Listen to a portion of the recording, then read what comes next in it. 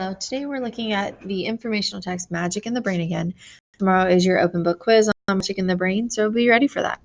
We're going to look at the essential questions. How do readers know what to believe?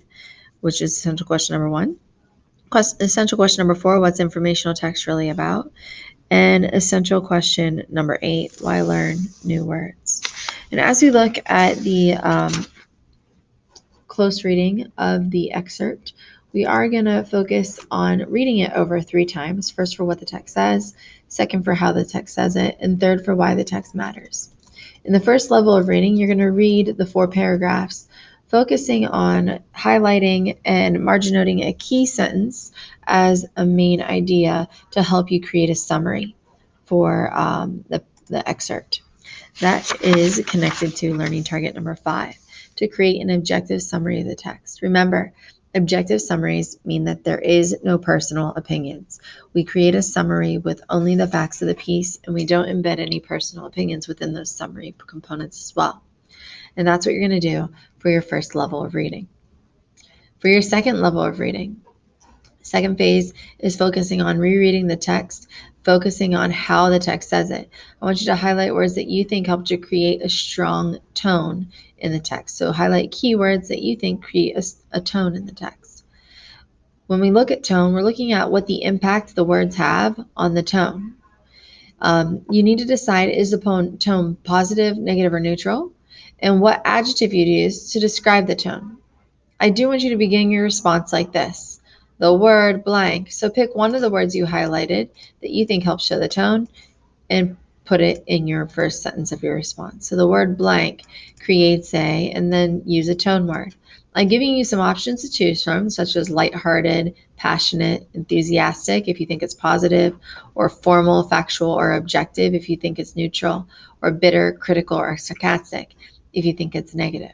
So decide on whether it's positive, negative, or neutral, and then pick a word from here or supply your own by looking up adjectives that you think create a tone scenario. After you give this opening sentence and you describe the tone with one of these words, you're not done. You need to cite a sentence using that word that you've picked as evidence that you think supports the tone.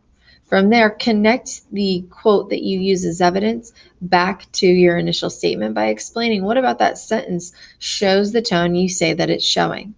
Please make sure you're specific in that explanation component. You shouldn't end with your quoted evidence. You should end with your explanation. And that is phase 2 of the reading. In phase 2, we are focusing on learning target number 23, to analyze the impact the specific word has on tone. Now, our pre-assessment scores on this area were very high, but I did want us to get a little extra practice with this concept. So remember, tone describes the writing. It's the author's attitude that you hear coming off the page. It can be positive, negative, and neutral. We're going to add a new note here. So tone can change from the beginning to the end of the text. Tone is changeable, so it can change throughout the text. Now, we did talk about mood as well. Mood cannot change throughout the text. Mood is stagnant. It's consistent from the beginning to the end. But with informative writing, we talk about tone and not mood. In literary writing is where you'll talk about the mood of the piece.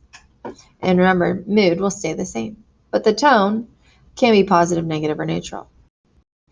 In the third phase of the reading, we're going to look at that one key concept in the formative assessment that we all scored poorly on, which was how things interact. In phase 3, I want you to read the entire excerpt, this time focusing on why the text matters. I want you to highlight where the author shows how the human brain is influenced by the concept of misdirection. When you find that, I want you to margin note the word influenced for your note when you highlight how the brain is influenced by misdirection.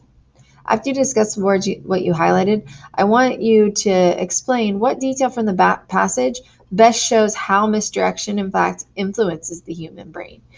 To give a detail from the passage means you are, in fact, citing text evidence.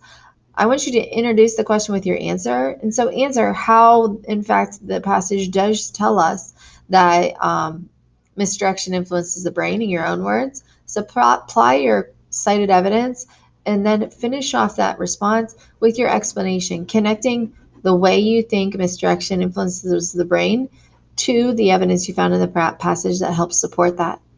So make sure that your piece begins with your words, has your evidence, and then ends with your words. And that would end our second day of close reading Magic in the Brain, and also prepare you for the open book quiz on Magic in the Brain tomorrow. Go ahead and get working.